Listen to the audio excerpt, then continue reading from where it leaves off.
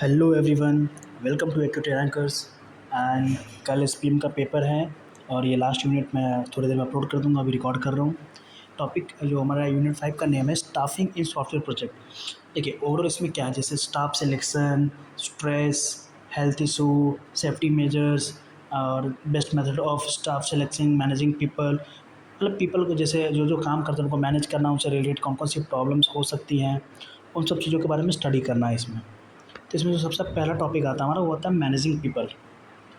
अब managing people सब क्या समझते हैं, जो भी हमारे लोग काम करते हैं उनको कैसे मैनेज करना है। जैसे मान लीजिए कि एक प्रोजेक्ट में जो लोग काम कर रहे हैं उनको सही तरीके से गाइड करना, मैनेज करना एक तरीके से, ताकि परफॉर्मेंस मैनेज हो सके, उनकी जो भी परफॉर्मेंस उनको मैनेज कर सके और एक अच्छा आउटपुट ले सके उनसे हम। अब पीपल को मैनेज कैसे कैसे कर सकते हैं, पहला है कि मोटिवेट करके हम। मोटिवेशन एक ऐसी चीज़ होती है जो किसी भी टीम मेंबर्स को अच्छा काम करने के लिए इंस्पायर करती है। अगर टीम मोटिवेटेड होती है तो प्रोडक्टिविटी बढ़ जाती है, मोटिवेटेड नहीं है तो प्रोडक्टिविटी कम हो जाती है।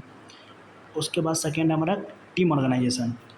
एक अच्छी टीम का स्ट्रक्चर होना, जैसे कि हर अलग अलग रोल्स के लिए अलग अलग लोगों को रखना। ये नहीं कि एक ही रोल के लिए, मतलब सॉरी, मतलब दो तीन कामों के लिए सिर्फ एक ही इंसान को रखे और उससे से काम करवाते जा रहे हैं। अगर वो बाई चॉइस नहीं है तो देन ये स्ट्रेस का कॉज हो सकता है, जो हम आगे पढ़ेंगे। अगर वो उनका चॉइस है तो फिर उसके लिए भी एक अलग टॉपिक है जो हम आगे पढ़ेंगे। मतलब एक स्ट्रक्चर, मतलब एक वेल ऑर्गेनाइज्ड टीम और टीम होनी चाहिए, और हर एक पर्टिकुलर जो भी पीपल्स है, टीम मेंबर्स हैं, उनका एक रोल होना चाहिए। फिर आता है डिसीजन मेकिंग। जो भी मैनेजर होता है उनको टाइमली एंड करेक्ट डिसीजन लेना पड़ता है इन टफ सिचुएशन, और किसी भी टाइम पे लेना पड़ सकता है उनको। Conflict management. और मैनेजिंग पीपल में जैसे मान लीजिए कि किसी एक कंपनी में बहुत लोग रह रहे हैं, तो कभी कभी कन्फ्लिक्ट आ सकती है, उन लोगों के बीच में तनाव बढ़ सकता है। तो वो जो हमारे मैनेजर होते हैं वो कैसे उनको हैंडल करते हैं बातचीत के ज़रिए, वो बहुत मैटर करता है इसमें। फिर होता है कम्युनिकेशन।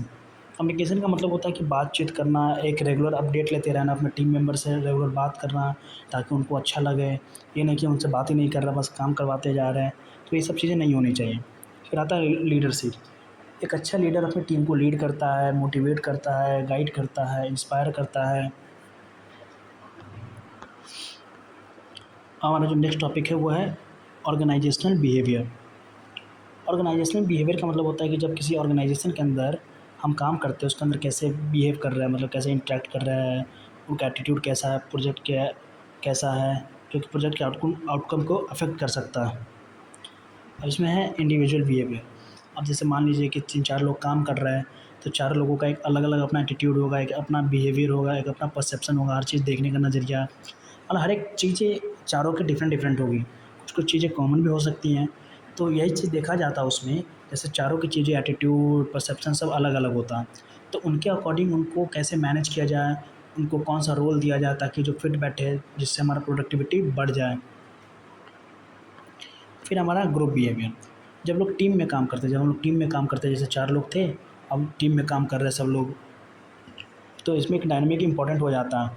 जैसे कि टीम स्पिरिट, कोलैबोरेट करना टीम के साथ, एक दूसरे पर ट्रस्ट करना। और वहाँ पे एक देयर शुड बी रूल्स, मतलब हर एक टीम मेंबर का रूल्स होना चाहिए, कुछ ना कुछ नॉर्म्स होने चाहिए, और एक स्टेटस होना चाहिए हर किसी के ग्रुप में। फिर आता है हमारा ऑर्गेनाइजेशन कल्चर। हर ऑर्गेनाइजेशन की अपनी एक कल्चर होती है, जैसे कि values, norms, rules and work style. और जहाँ जहाँ जैसे ऑर्गेनाइजेशन में जाएंगे तो उनकी एक अलग अलग अपनी खुद की एक स्टाइल होती है, खुद का एक कल्चर होता है हर कंपनी की। गुड कल्चर क्या कर सकता है, प्रोडक्टिविटी एंड एम्प्लॉयज़ की सेटिस्फेक्शन को इंक्रीज़ कर सकता है। जिससे क्या होगा, प्रोडक्टिविटी बढ़ जाएगी। जैसे मान लीजिए मुझे कहीं काम करना है, मैं काम करने जा रहा हूँ, अगर वहाँ का कल्चर ही अच्छा नहीं है तो मुझे अच्छा ही नहीं लगेगा, तो वहाँ पे सही ढंग से काम ही नहीं कर पाऊँगा। फिर आता है जॉब सेटिस्फैक्शन। और जैसे मान लीजिए कि आपको किसी चीज़ में इंटरेस्ट है और वो आप काम कर रहा है, तो उस काम को आप अच्छे तरीके से करेंगे। और मान लीजिए कि कोई काम आप ज़बरदस्ती कर रहे हैं, मतलब किसी मजबूरी के कारण आके कर रहे हैं, देन जो आपकी प्रोडक्टिविटी होगी इन कंपैरिजन टू इंटरेस्ट बहुत ही कम होगा। फिर आता है कम्युनिकेशन पैटर्न। मतलब किस किस ऑर्गेनाइजेशन में कैसा कम्युनिकेशन पैटर्न फॉलो होता है, जैसे फॉर्मल, इनफॉर्मल, वर्टिकल या हॉरिजॉन्टल। वर्टिकल का मतलब होता है जो सिर्फ ऊपर से आधे से होना, जैसे ऊपर वालों से बात नहीं कर सकते हम। हॉरिजॉन्टल का मतलब होता है कि सब लोग कलीग से हम लोग आपस में घुल मिल के बात कर सकते हैं। फिर आता है चेंज मैनेजमेंट। जैसे मान लीजिए कि चार लोग काम कर रहे थे, एक लोग छोड़ के चले गए, तीन लोग बचे, कोई एक नया एम्प्लॉय आया। तो जो नया एम्प्लॉय आया उसकी जो जगह लेगा उसको कैसे मैनेज करेगा, उसके काम को कैसे मैनेज करेगा, मैनेजर इन सब चीज़ों को हैंडल करता है। ये बहुत इंपॉर्टेंट टॉपिक है हमारा, मोस्ट इम्पॉर्टेंट टॉपिक है। आई थिंक ये फिक्स है, जो कल वाले पेपर में ये क्वेश्चन होगा ही होगा। Best method of staff selection. किसी भी सॉफ्टवेयर प्रोजेक्ट को बनाने के लिए एक स्किल्ड स्टाफ मेंबर का सिलेक्ट करना बहुत ही ज़्यादा मैटर करता है और बहुत अच्छे तरीके से हमको चूज़ करना होगा। तो क्या क्या है, कौन कौन से मेथड है जिसको हम कर सकते हैं। पहला, जैसे मान लीजिए कोई प्रोजेक्ट है तो उसके क्या रिक्वायरमेंट्स है, उसके अकॉर्डिंग हम एक जॉब को डिफ़ाइन करेंगे। जो भी जॉब की रिक्वायरमेंट्स को डिफ़ाइन करेंगे, जैसे कि define the job roles and responsibility, जैसे कि रिक्वायर्ड कौन कौन सी स्किल चाहिए, एक्सपीरियंस कितना चाहिए, ये सब चीज़ें। फिर होता है कैंडिडेट की स्क्रीनिंग करती है, जैसे कि रेज्यूमे बेस्ड स्क्रीनिंग, रेज्यूमे से देखते हैं, एजुकेशनल बैकग्राउंड देखते हैं, क्या उसका एक्सपीरियंस है, ये सब चीज़ देखते हैं। मतलब शॉर्टलिस्ट करते हैं जो भी एप्लीकेशंस आती हैं इन सब चीज़ की बेसिस पे। फिर आता है टेक्निकल इवैल्यूएशन, या एक तरीके से बोल सकते हैं टेक्निकल राउंड लेते हैं। जो भी शॉर्टलिस्टेड कैंडिडेट है, मतलब कैंडिडेट है, स्क्रीनिंग करने के बाद जो यहाँ पहुँचे हैं, उनका एक टेक्निकल राउंड है, जैसे कोडिंग हो गया, प्रोजेक्ट पोर्टफोलियो चेक करना, सिस्टम डिज़ाइन से क्वेश्चंस करना, मतलब अपने अकॉर्डिंग जो भी होता है। ये वेरीफाई करता है कि कैंडिडेट एक्चुअल स्किल रखता है या नहीं। फिर उसके बाद हम लोग पर्सनल इंटरव्यू लेते हैं। टेक्निकल राउंड के बाद एक पर्सनल इंटरव्यू ले होता है, जिसमें हम चेक करते हैं कम्युनिकेशन स्किल सामने वाले की, टेस्ट करते हैं कि प्रॉब्लम सॉल्विंग एबिलिटी कितनी है, जज करते हैं कि टीम में फिट है कि नहीं, कल्चरल फिट है कि नहीं, क्या इस ऑर्गेनाइजेशन में फिट बैठेगा या नहीं। फिर लास्ट में हमारा आता है फाइनल सिलेक्शन एंड ऑफर। जब वो अच्छा स्कोर करता है इन सभी स्टेजेस में, तब हमें एक ऑफ़र लेटर देते हैं उनको, मतलब फाइनल सेलेक्ट करते हैं, सेलेक्ट करने के बाद उनको एक ऑफ़र लेटर देते हैं। उस ऑफ़र लेटर में होता है रोल डिटेल्स, मतलब उनका रोल क्या है, सैलरी क्या है, जॉइनिंग डेट क्या है। एक और बहुत इंपॉर्टेंट क्वेश्चन है stress and health and safety. तो स्ट्रेस एक्चुअली होता क्या है? स्ट्रेस एक इमोशनल एंड फिजिकल टेंशन होता है, मतलब जो भी हम सोचते रहते हैं हर चीज़ के बारे में। When people is facing high pressure and facing the demanding situation. Stress तब होता है सॉफ्टवेयर प्रोजेक्ट मैनेजमेंट में, जब जब कोई एक एम्प्लॉय हाई प्रेशर फेस कर रहा होता है, हाई डिमांडिंग सिचुएशन। जैसे मान लीजिए कि 2 दिन का टाइम है, 2 दिन में ही कंप्लीट करना है ये वो, लेकिन 2 दिन में इम्पॉसिबल है कंप्लीट करना, तो एक तरीके से वो स्ट्रेस का कॉज़ होने लगता है। सॉफ्टवेयर इंडस्ट्री या सॉफ्टवेयर प्रोजेक्ट में जो भी हमारा स्ट्रेस होता है वो बहुत ही कॉमन होता है, क्योंकि टाइट डेडलाइन होता है भाई, कि तय करना है, चेंज रिक्वायरमेंट, बार बार कुछ ना कुछ चेंज करना पड़ रहा है, जिसकी वजह से प्रॉब्लम क्रिएट हो रही है। लॉन्ग वर्किंग और बहुत लंबे समय तक काम करना। टाइप ऑफ स्ट्रेस, दो तरह के स्ट्रेस होते हैं, पॉजिटिव स्ट्रेस जिसको यूस्ट्रेस भी बोलते हैं, और एक होता है निगेटिव स्ट्रेस। तो पॉजिटिव स्ट्रेस में क्या होता है, एक मोटिवेशनल स्ट्रेस होता है ये टाइप का, जो कि शॉर्ट टर्म के लिए होता है और जो कि प्रोडक्टिविटी को इंक्रीज कर सकता है। फिर है जो हमारा निगेटिव स्ट्रेस, जिसको हम डिस्ट्रेस भी बोलते हैं। ये हार्मफुल होता है, अगर लंबे टाइम तक रह जाए तो हेल्थ इशू भी हो सकती है इससे। अब स्ट्रेस के कारण क्या क्या हो सकते हैं। पहला कारण है अनरियलिस्टिक डेडलाइन, मतलब ऐसा डेडलाइन दे देना जो कि पॉसिबल ही ना हो उस टाइम में सॉफ्टवेयर को कंप्लीट करना। फ्रिक्वेंट स्कोप चेंजिंग, जो भी स्कोप है वो प्रोजेक्ट का बार बार चेंज होना। पुअर कम्युनिकेशन होना टीम मेंबर्स के बीच में। लैक ऑफ टीम सपोर्ट, मतलब कोई टीम सपोर्ट ना मिल पाना, अगर जैसे मान लीजिए मुझे कोई प्रॉब्लम है, मैं किसी से कुछ पूछने गया, कुछ बताया नहीं, तो एक तरीके से वो भी हो सकता है। हाई वर्कलोड, कुछ ज़्यादा ही काम पड़ गया है, ये भी करना है, वो भी करना है, ये भी करना है। फिर आता है जॉब इनसिक्योरिटी, मतलब जॉब खोने का डर। ये सब हमारे कॉज होते हैं स्ट्रेस के। अब इफ़ेक्ट क्या क्या हो सकता है स्ट्रेस का। लो प्रोडक्टिविटी, जाहिर सी बात है, अगर हम परेशान हैं तो प्रोडक्टिविटी कम हो जाएगी। डिसीज़न लेने में हम गलत डिसीज़न ले सकते हैं। हेल्थ इश्यूज़ हो सकती है, बर्नआउट हो सकता है। उसके बाद है कि स्ट्रेस को मैनेज कैसे करेंगे। इसमें पहले फॉर इंडिविजुअल्स, टाइम को मैनेजमेंट करेंगे, टाइम मैनेज करेंगे, रेगुलर ब्रेक्स लिया करेंगे, एक्सरसाइज या मेडिटेशन किया करेंगे, किसी से बात किया करेंगे। अब आता है फॉर मैनेजर, एक रियलिस्टिक गोल्स प्रोवाइड करेगा, इंश्योर करेगा वर्क लाइफ बैलेंस, मतलब मैनेजर कैसे एम्प्लॉय का स्ट्रेस को दूर कर सकता है। उसके बाद मेंटेन करेगा ओपन कम्युनिकेशन, जहाँ पे वो खुल के बात कर सके एक दूसरे से। टीम बिल्डिंग को इनकरेज करेगा, कुछ कुछ फन एक्टिविटीज़ करेगा जिससे उन सबको अच्छा लगे। काउंसलिंग एंड वेलनेस प्रोग्राम को ऑफर करेगा। यहाँ पे एक चीज़ लिखी हुई है कि स्ट्रेस नेचुरल होता है, लेकिन अनमैनेज स्ट्रेस, जिसको मैनेज नहीं कर पाते, वो क्या कर सकता है, इंसान और प्रोजेक्ट दोनों को डैमेज कर सकता है। फिर आता है हमारा health and safety. Health and safety का मतलब होता है प्रोजेक्ट इन्वायरमेंट ऐसा होना चाहिए जहाँ पे employ physically and mentally safe feel कर सके एंड अपने हेल्थ का ध्यान रख सकें। अब क्या क्या है हेल्थ कंसिडरेशन हो सकते हैं। सॉफ्टवेयर इंडस्ट्री में मोस्ट ऑफ द पीपल, मतलब जो बहुत सारे जो पीपल होते हैं वो सिर्फ डेस्क जॉब ही करते हैं, मतलब डेस्क पे बैठे बैठे करते हैं।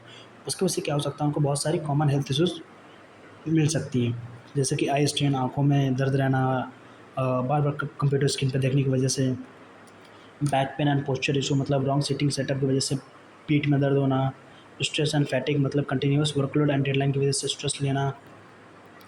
अब इसका सॉल्यूशन क्या है? सबसे पहला है कि हम एक कंफर्टेबल एंड एडजस्टेबल फर्नीचर करेंगे जिस पे हम अपने अकॉर्डिंग एडजस्ट कर सकें, रेगुलर ब्रेक्स लेंगे, प्रमोट करेंगे हेल्दी हैबिट्स को, एक्सरसाइज करेंगे, योगा करेंगे, मेडिटेशन करेंगे, एंड एक हेल्दी और हेल्थ चेकअप भी करवाया करेंगे, डॉक्टर से कंसल्ट कराया करेंगे।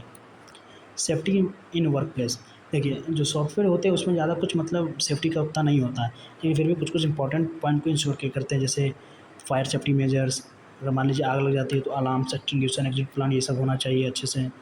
इमरजेंसी प्रोटोकॉल, जैसे मान लीजिए कि अर्थक्वेक आ गया या इवैक्यूएशन ड्रिल हो गया। क्लीन एंड हाइजीनिक इन्वायरमेंट रखना चाहिए। जो भी रिमोट वर्कर्स है वो इंश्योर करे कि सेफ़ और सिक्योर काम करे घर से। Digital and psychological safety, cyber security मतलब डाटा का चोरी ना हो, मेंटल हेल्थ सपोर्ट करना, नो टॉक्सिक वर्क कल्चर। और role of manager in health, healthy habit को प्रमोट करना टीम में, वर्कलोड को प्रमोट करना एंड बर्नआउट को अवॉइड करना, सेफ्टी को एड्रेस करना, उसको सीरियसली लेना, ensure compliances with company safety policies, ensure करना कि जो भी कंपनी की सेफ्टी एंड पॉलिसीज़ है वो सबको मेंटेन करें।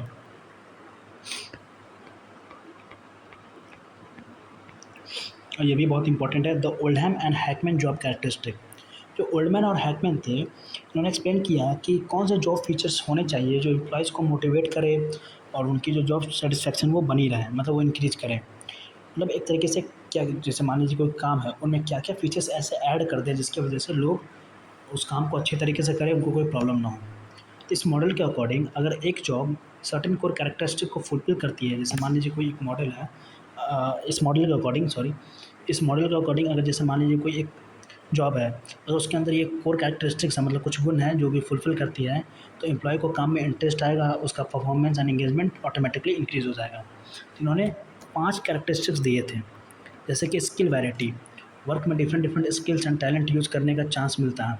जैसे जहाँ भी काम करते हो वहाँ पे देखते होंगे कि डिफरेंट डिफरेंट वर्कर्स स्किल्स और टैलेंट होते हैं। तो एग्जांपल जैसे कि डेवलपर जो कोडिंग के साथ टेस्टिंग एंड डिज़ाइन भी करता है।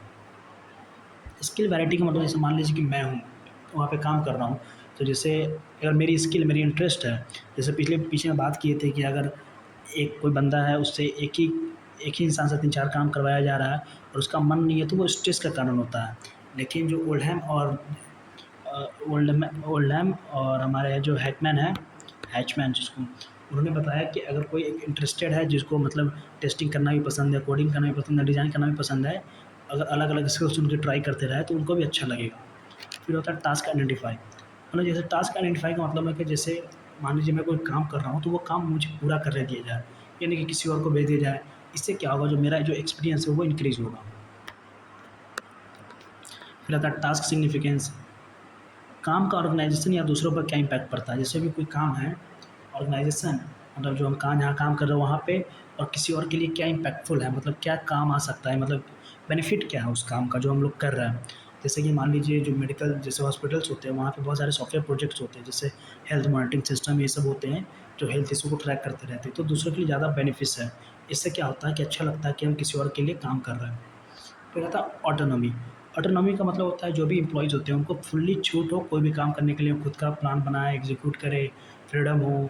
जितना ज़्यादा ऑटोनॉमी होगा उतना ज़्यादा ओनरशिप एंड मोटिवेशन मिलेगा। फिर आता है फीडबैक, जैसे काम कर लिए रिजल्ट, जैसे जो आउटपुट आया उस आउटपुट के बेसिस पे हम रिजल्ट लिया करेंगे। रिजल्ट लेने से क्या होगा, उससे हम कुछ ना कुछ सीखते रहेंगे, अपने आप को जो भी हमारा परफॉर्मेंस है उसको इम्प्रूव करते रहेंगे। अब इसके साइकोलॉजिकल स्टेट्स क्या है, मीनिंगफुलनेस ऑफ द वर्क मतलब काम का एक मतलब बनाता है, रिस्पॉन्सिबिलिटी फीलिंग कराता है, एक्चुअल रिजल्ट का नॉलेज होता है।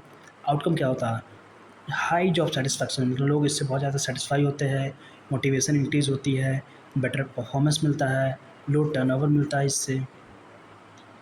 अब आता है communication plan.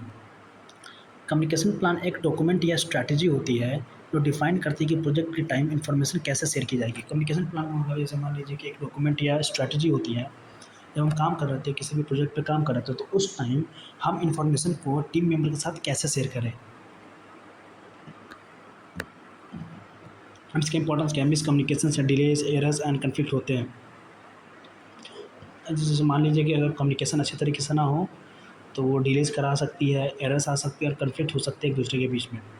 Communication plan project को ऑर्गेनाइज बनाता है। जो भी कम्युनिकेशन प्लान है, जो हमारा प्रोजेक्ट है, उसको एक ऑर्गेनाइज बनाता है, मतलब एक सीक्वेंशियल वे या एक अच्छा स्ट्रक्चर वे में उसको बनाता है। अब इसमें है कौन कौन से, जैसे स्टेक होल्डर्स होते हैं। स्टेक होल्डर का मतलब होता है कौन कौन इन्वॉल्व है प्रोजेक्ट में, इंफॉर्मेशन टाइप, क्या इन्फॉर्मेशन शेयर करनी है, मतलब जैसे कम्युनिकेशन प्लान में क्या क्या होता है। पहले स्टेक होल्डर, कौन कौन इन्वॉल्व है उसमें, मतलब किस किस के बीच में वो शेयर करना है हमको इन्फॉर्मेशन। इन्फॉर्मेशन का टाइप क्या है, किस टाइप का इन्फॉर्मेशन को शेयर करना है। मीडियम, किस प्लेटफॉर्म से कम्युनिकेशन करना है, जैसे वहाँ पे बहुत सारे प्लेटफॉर्म जैसे गूगल मीट, ये सब हो गया, जो भी हो गया। फिर आता है मीडियम, किस प्लेटफॉर्म से करना है। फ्रीक्वेंसी, मतलब कब और कितनी बार करना है, मतलब जो भी हम कम्युनिकेशन करेंगे कब करना और कितनी बार करना है, इन सबकी एक प्लानिंग बनती है। टूल्स कौन कौन से यूज़ होते हैं कम्युनिकेशन के लिए, जैसे कि ईमेल, मेल कर देंगे, video conferencing, Zoom, Google Meet, ETC. फिर हम आता है यूज़ करते हैं इंस्टेंट मैसेज, जैसे व्हाट्सएप, स्लैक्स, ये सब यूज़ होता है। फिर हमारा आता है लास्ट में लीडरशिप।